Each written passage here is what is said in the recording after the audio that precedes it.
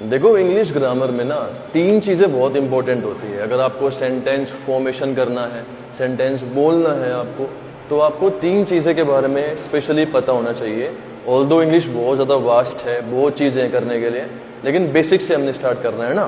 तो यहाँ पे एक हमारा होता है सब्जेक्ट, एक हमारा होता है verb and next object.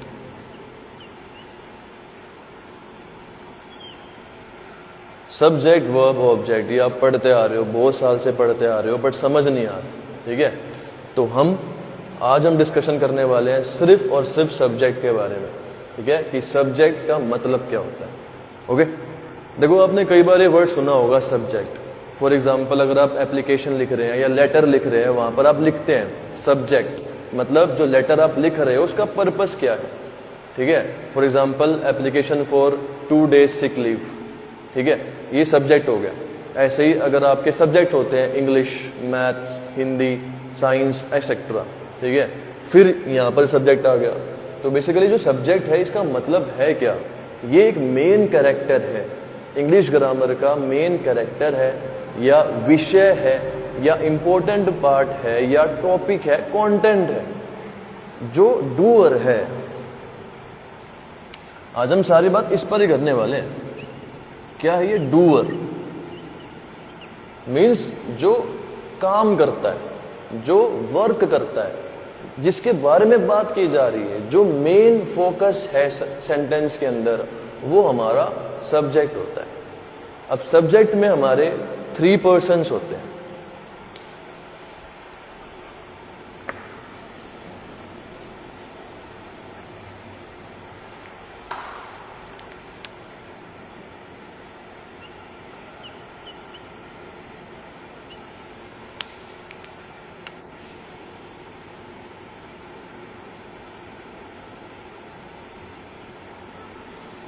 Subject के अंदर हमारे 3 काइंड ऑफ पर्सन होते हैं। पहला हमारा क्या होगा, फर्स्ट पर्सन।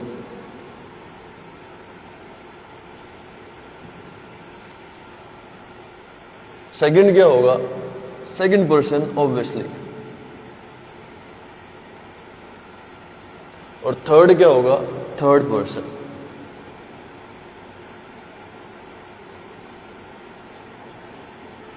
तो सब्जेक्ट में आपके 3 पर्सन्स होते हैं, first person, second person and third person.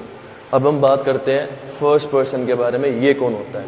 देखो अगर हम रियल लाइफ में भी देखते हैं ना, तो सबसे पहले हमारे लिए हम होते हैं, जो हमारी प्रायोरिटी है वो हम खुद हैं। ठीक है, तो फर्स्ट पर्सन हम ही हैं। ठीक है, फर्स्ट पर्सन में आपका आ जाएगा आई, मतलब मैं खुद फर्स्ट पर्सन हूं। ठीक है, या हम, क्योंकि हम सब में मैं भी आ रहा हूं, इसलिए वी भी हमारा क्या होता है, फर्स्ट पर्सन। और आपको पता ही होगा, फिर भी बता दूं मैं आपको, आई का मतलब होता है मैं, और वी का मतलब होता है हम। तो मेरे ख्याल से अब आप नहीं बोलोगे first person means I and we. Okay, now let's come to second person. Second person कौन होगा, जो हमारे सामने बैठा होगा, मतलब आप। अगर मैं आपसे बात कर रहा हूं, ठीक है, इसका मतलब आप सेकंड पर्सन हैं। मैं आपको कुछ पढ़ा रहा हूं, आप मेरी बात सुन रहे हैं, इसका मतलब आप सेकंड पर्सन है। तो basically you is the second person, और यू को हम तुम बोलते हैं और आप भी बोलते हैं। इंग्लिश में तुम और आप के लिए एक ही वर्ड है जिसका नाम है यू। ओके, देन इसके अलावा जो बच गए वो थर्ड पर्सन में आते हैं। क्या बच गए,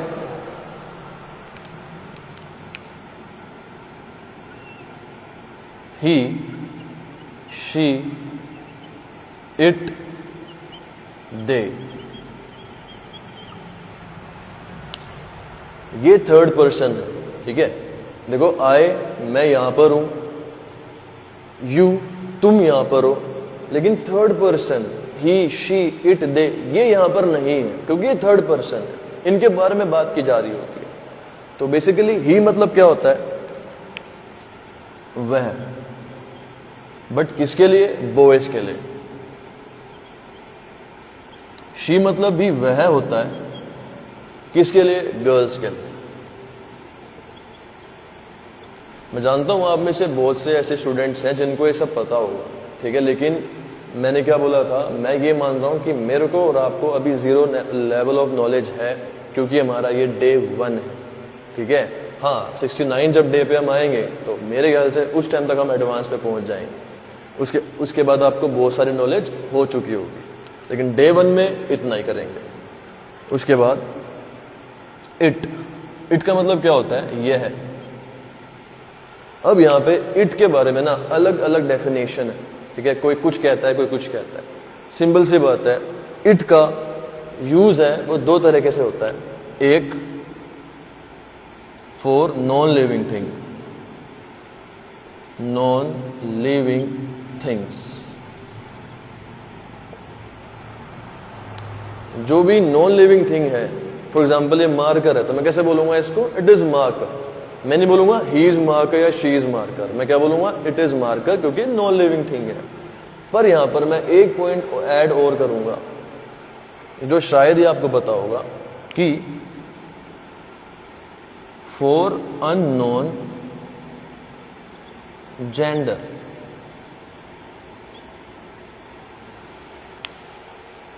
जिनका जेंडर हमको नहीं पता होता। देखो, हम सब जानते हैं, जैसे हम होते हैं मेल फीमेल, ऐसे एनिमल भी होते हैं, मस्कुलिन एंड फेमिनाइन। तो एनिमल्स के अंदर भी मेल होते हैं और फीमेल भी होते हैं, ठीक है, ये सब जानते हैं। तो अगर हमें किसी एनिमल का जेंडर नहीं पता, वो दूर है हमारे से, हमको नहीं पता, अगर पास होता तो पहचान लेते ना भाई, कॉमन सेंस है। पर अगर वो हमसे दूर है, हमको नहीं पता कि भाई वो जो एनिमल है वो मेल है या फीमेल है, तो हम उसके लिए इट का यूज करते हैं। For example, it is dog. हमको नहीं पता कि वो सही में डॉग है या बिच है, I don't know, we don't know, लेकिन हम कैसे बोलेंगे? It is dog.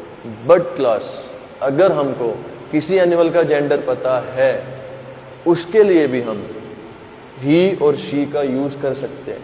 नॉर्मली हमें सिखाया जाता है कि एनिमल्स के लिए इट लगा दो, नहीं। अगर आपको एनिमल्स का या बर्ड्स का जेंडर पता है तो आप उनके लिए भी ही और शी बोल सकते हो, क्योंकि बॉयज और गर्ल्स मस्कुलिन और फेमिनाइन एनिमल के अंदर भी तो होते हैं ना, तो उनके लिए भी हम इट का ही और शी का यूज कर सकते हैं। फॉर एग्जाम्पल, अगर कोई डॉग है तो हम क्या बोल सकते हैं? He is dog. और कोई बिच है तो हम क्या बोल सकते हैं? शी इज अ बिच। इसमें कोई प्रॉब्लम नहीं है, हमेशा इट नहीं यूज करना होता, ठीक है। और नॉन लिविंग थिंग्स का तो हम इट का यूज करते ही, हम सब जानते हैं। देन हमारा लास्ट है दे। दे का मतलब क्या होता है? वे।